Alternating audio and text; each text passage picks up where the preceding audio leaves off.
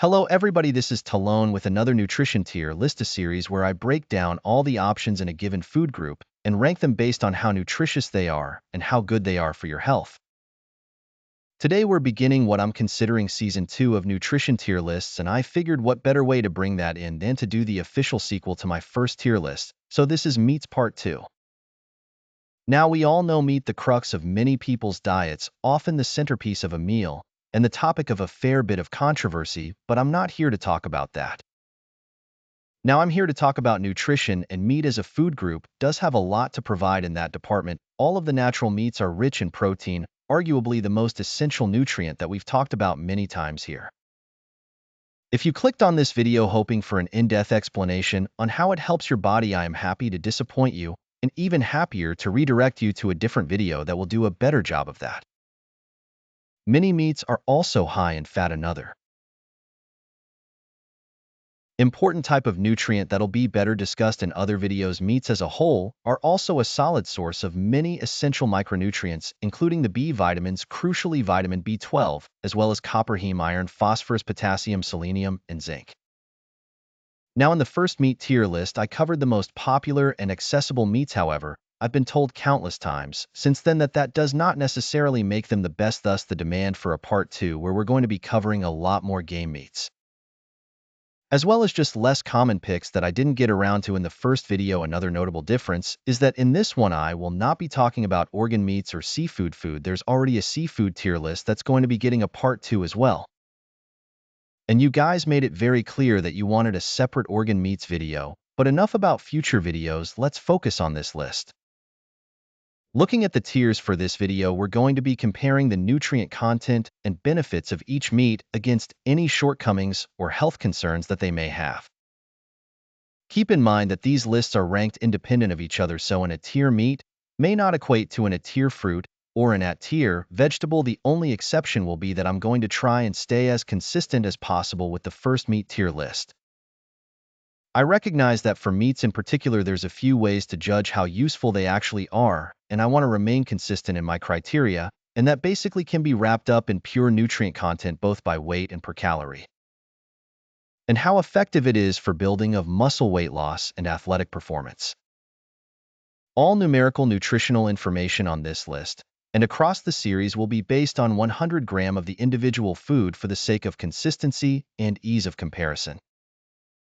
For the same reason, all of the numbers and information will be based on the meats being cooked, but now it's time for me to fulfill my promise that we would meet again.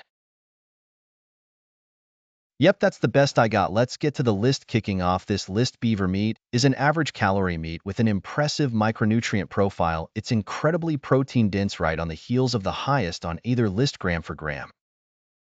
Beaver meat is the best source of iron on either list, iron being used for the creation of hemoglobin, a protein in your red blood cells that transfers oxygen throughout the body. It's also among the best sources of selenium and phosphorus, and a solid contributor of vitamin B6.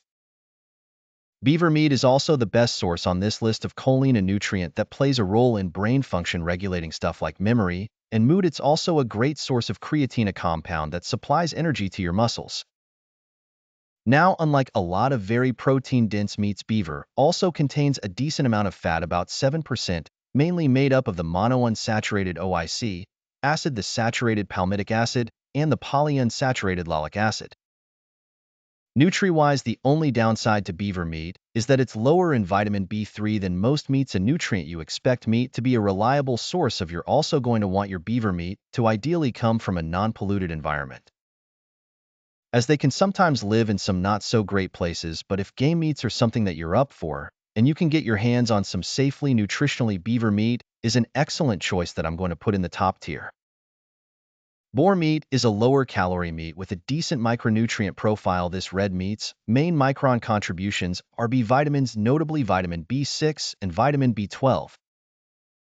Boar is also among the best sources on this list of choline and is again a great source of creatine. It's one of the leaner game meats on this list, with most of its fat coming from the monounsaturated OIC acid. Now, unlike most meats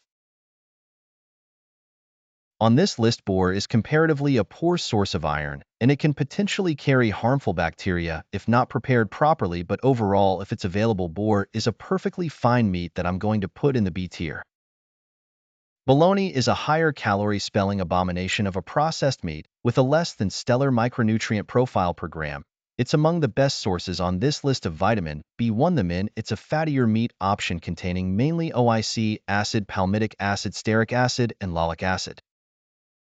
These fats are not inherently bad, but in excess don't really contribute to much. But the real problem is that bologna is a processed meat. It was made with the intention of preservation, and has thus been smoked, cured, and swarmed with chemical preservatives that are carcinogenic.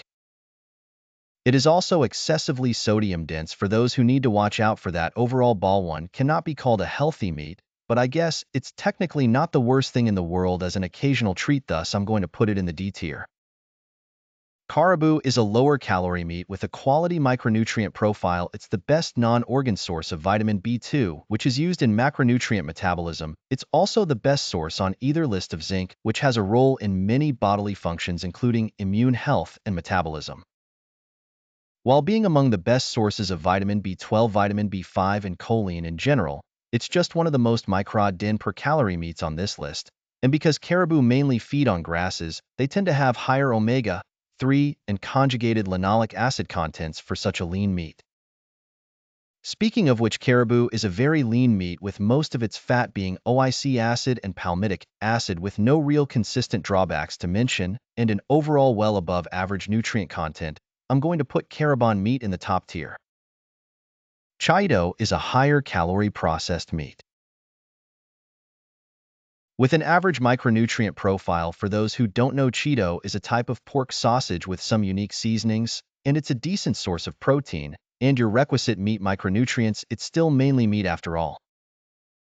But products like Chito are for the most part defined by their fat, which is in this case mainly oleic acid, palmitic acid, and stearic acid. This results in it being a fairly balanced blend between unsaturated, added, and saturated fat.